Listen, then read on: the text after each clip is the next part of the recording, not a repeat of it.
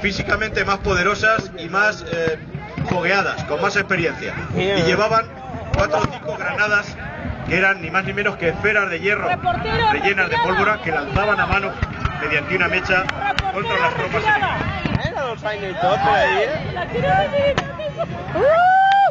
Que mos mata de veres! Que li bota un peu, ¡Reportero, retirada! Se producen en el ala derecha los primeros enfrentamientos a corta distancia. Ahora queden 2 de esos.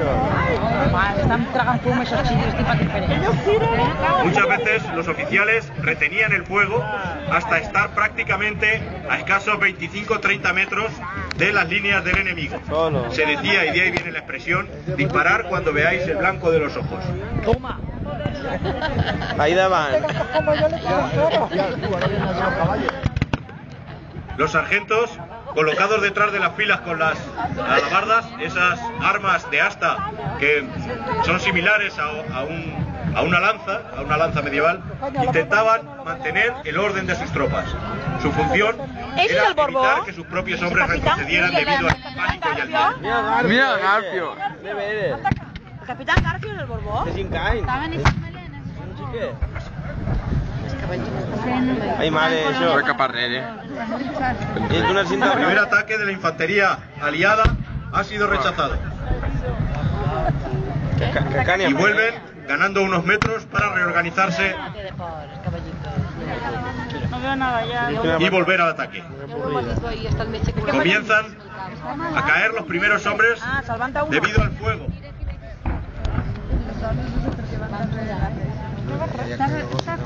Son atendidos por las vivanderas, que eran en muchos casos esposas de soldados que acompañaban a estos ejércitos a través de las campañas que solían durar años.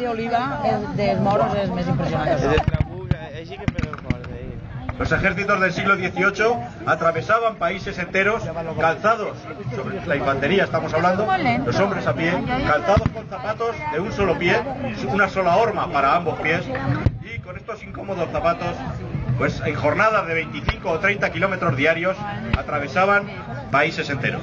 Pensemos que los portugueses que combaten en Almansa habían salido en la primavera de 1706 de los alrededores de Lisboa. En junio se encuentran en Madrid y a finales de octubre ya se hallan en las inmediaciones de Valencia.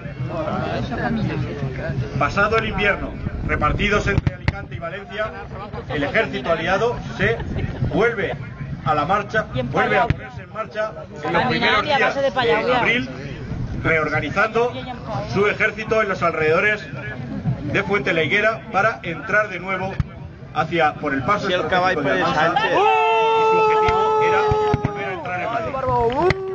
¡Bacabur! Estos hombres, durante primavera y verano, solían caminar 20-25 kilómetros diarios y dormir en enormes campamentos de tiendas de lona como el que tenemos cercano a nosotros en la recreación de Almansa durante varios meses seguidos.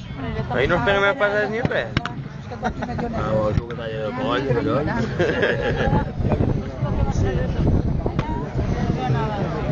Ya vienen ya.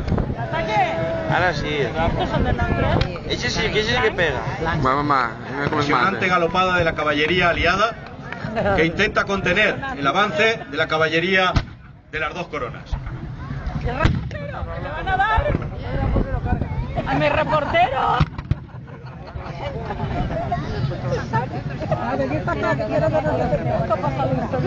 Estos hombres y mujeres que están viendo esta mañana, venidos de varios países europeos, se han hecho en muchos casos más de 2.000 kilómetros en automóvil para estar este fin de semana aquí con nosotros. Ah, le toca, muy bien. Han dormido muchos de ellos en sus tiendas, en ese campamento que podían ustedes ver, sin importarles el frío, la lluvia, haga buen o mal tiempo. Su pasión por la historia y por pisar los auténticos terrenos que forjaron la historia tanto de nuestro país como del resto de los europeos les lleva a soportar con agrado cualquier tipo de condición. Les rogaría un fuerte aplauso para todos ellos. ¿Están en la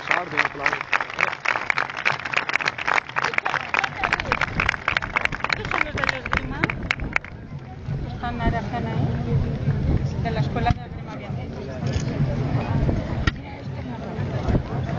Atácale. Atácale.